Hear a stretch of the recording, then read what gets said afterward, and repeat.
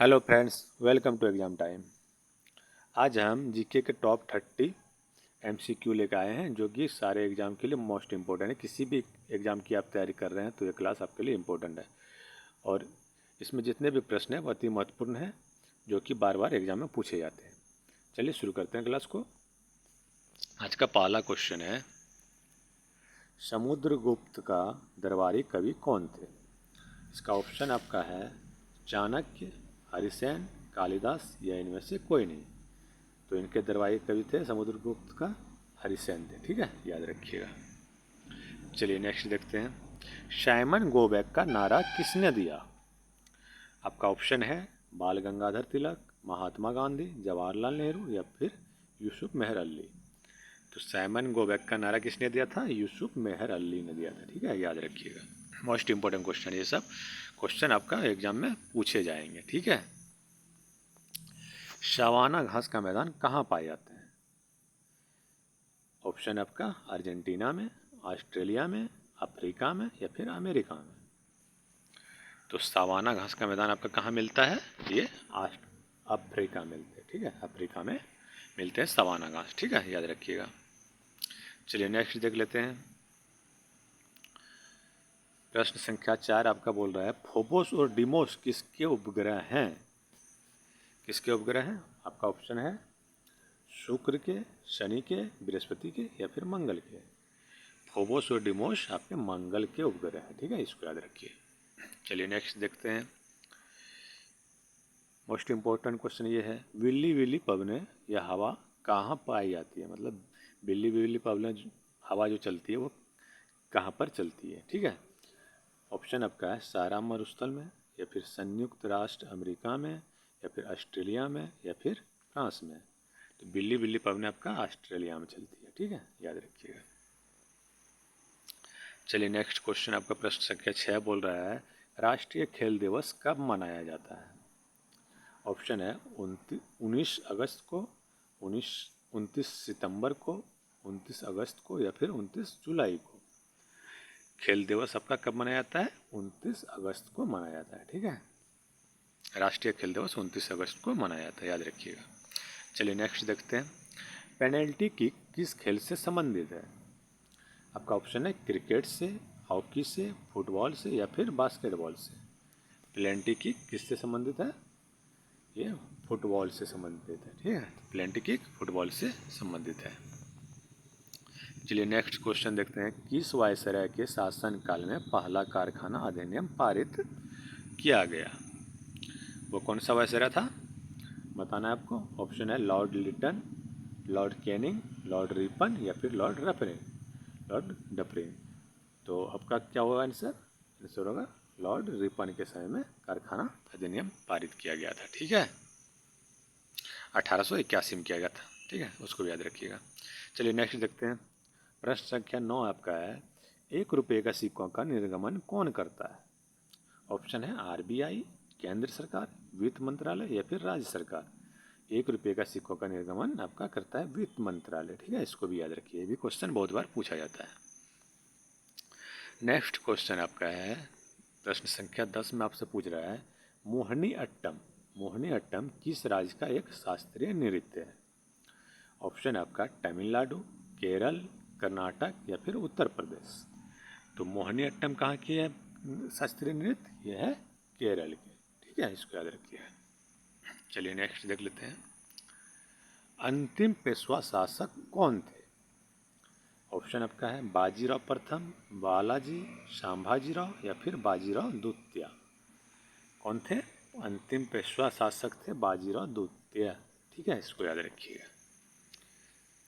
Next question आपका है, reserve bank का राष्ट्रीयकरण किस वर्ष किया गया था? ऑप्शन है आपका 1935 ईस्वी में, 1969 ईस्वी में, 1949 ईस्वी में, 1939 ईस्वी में। इसका राष्ट्रीयकरण कब किया गया था आरबीआई का?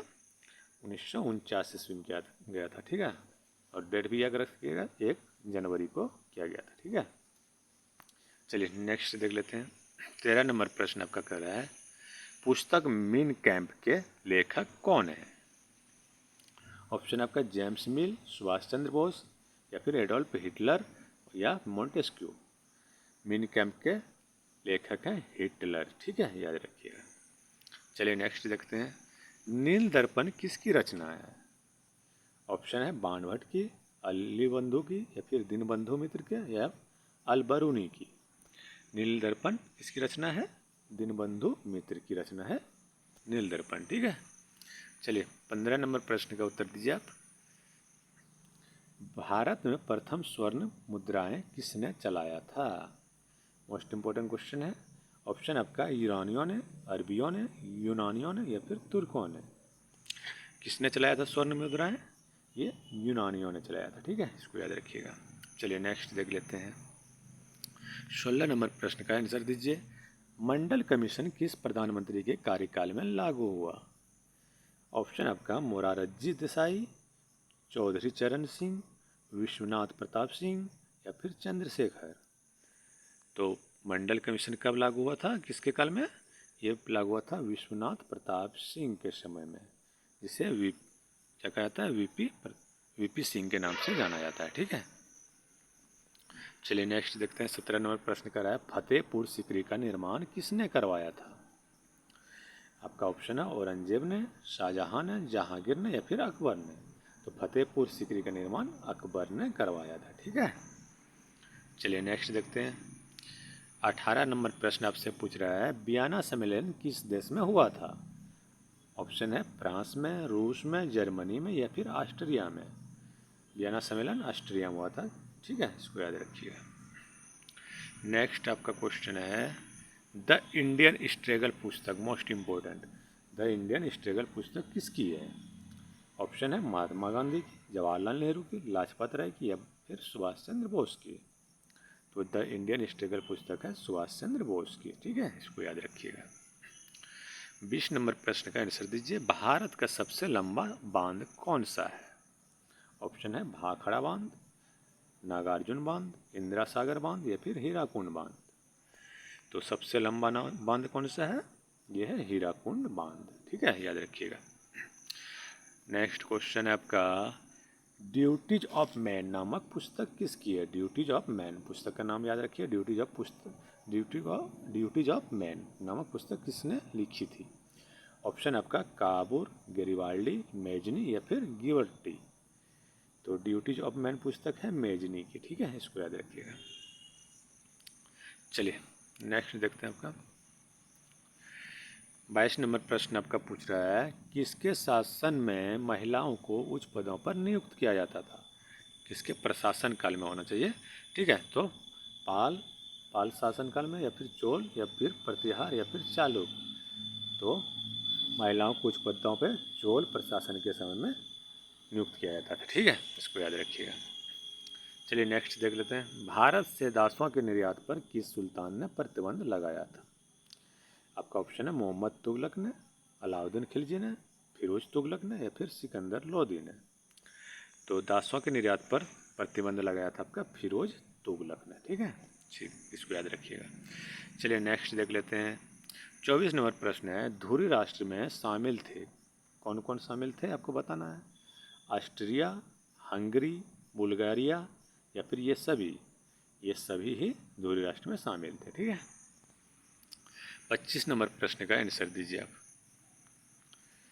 बौद्ध संघ के नियम किस पुस्तक में दिए गए हैं? मोस्ट इंपोर्टेंट क्वेश्चन है। आपका ऑप्शन है त्रिपिटक में, विनय पिटक में, अभिधम पिटक में, या शुद्ध पिटक में। बौद्ध संघ के नियम दिए गए हैं विनय पिटक में। ठीक है, मोस्ट इंपोर्टेंट, याद रखिएगा। चलिए नेक्स्ट क्वेश्चन देख लेते हैं, 26 नंबर प्रश्न का आंसर दीजिए। मोपला विद्रोह जो 1921 में हुआ था, कहाँ हुआ था? आपको बताना है। ऑप्शन है आपका तेलंगाना में, मलाबार में, विदर्भ में, मराठवाड़ा में। तो ये हुआ था मोपला विद्रोह आपका मलाबार में। ठीक है, चलिए नेक्स्ट देख लेते हैं, 27 नंबर प्रश्न क्या बोल रहा है, राष्ट्रपति की क्षमा आदि की शक्ति एक कौन सी शक्ति है? विधायी शक्ति है, न्यायिक शक्ति है, कार्यपालिका शक्ति है, ये इनमें से कोई नहीं है। तो राष्ट्रपति की क्षमा आदि की शक्ति क्या है? ये न्यायिक शक्ति है। ठीक है, याद रखिएगा। चलिए नेक्स्ट आपका है, उप प्रधानमंत्री पद का सृजन कब हुआ था, किस अनुसार हुआ था, इसको बताना। मतलब मूल संविधान के अंतर्गत हुआ था, या फिर संविधान के प्रावधानों से हटकर हुआ था, 44वें संविधान संशोधन द्वारा हुआ था या 85वें संशोधन द्वारा हुआ था? तो कब हुआ था, कैसे हुआ था? उप प्रधानमंत्री का सृजन हुआ था संविधान के प्रावधानों से हटकर, क्योंकि संविधान में उप प्रधानमंत्री का कहीं भी उल्लेख नहीं है। ठीक है, आपको बताना है कि पहले नहीं, आपको अंतिम बताना है कौन उप प्रधानमंत्री थे। पहले तो सरदार पटेल थे, ठीक है। अंतिम कौन थे ये आप कमेंट में हमको बताएं, आपका होमवर्क है, ठीक है। चलिए नेक्स्ट देखते हैं 29 नंबर प्रश्न। भारत के राष्ट्रपति की क्षमादान की शक्ति किस अनुच्छेद से प्राप्त होती है? राष्ट्रपति जो क्षमादान करते हैं वो शक्ति किस अनुच्छेद से प्राप्त है उसको, ये आपको बताना है।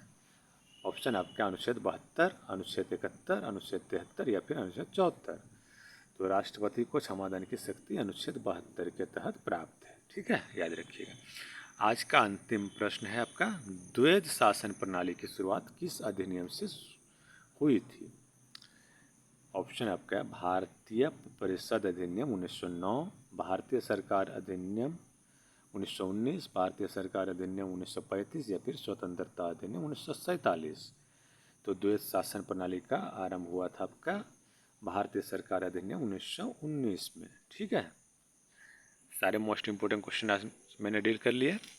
और अगर आपको वीडियो पसंद आए तो इसे लाइक करें और शेयर करें, और अगर आपको पसंद नहीं आए तो आप बेहिचक इसको डिसलाइक कर सकते हैं और हमें बताएं कि अब मेरी क्या गलती हो रही है, उसको हम सुधारने की कोशिश करेंगे। और ये सही है कि मैं अभी नया यूट्यूबर हूँ, मैं इसमें अभी बहुत चीज़ सीखना चाहता हूँ, और इसलिए आप मुझे एडवाइस कर सकते हैं। Thank you.